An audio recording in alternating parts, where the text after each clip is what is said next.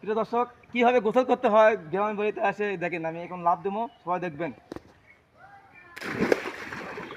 আসো আসো আসো আব্বু, আসো আসো আসো আসো আসো আসো।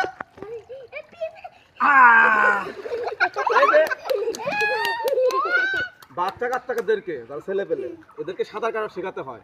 কারণ সাঁতার কাটা না শিখলে পরে যে কোনো মুহূর্তে বৃষ্টির পানিতে কিংবা কোনো পানিতে তখন বাচ্চা কাচ্চা ওই বৃষ্টির পানিতে অল্প একটু কাটার জন্য মৃত্যু হতে পারে। এই জন্য বাচ্চাদেরকে সাঁতার কাটতে হয়।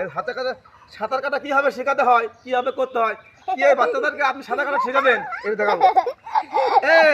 এইভাবে এইভাবে না, সাঁতার কাটো এইভাবে।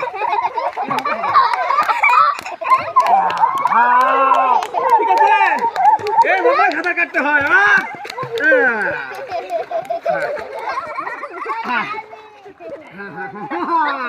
ঠিক আছে তো।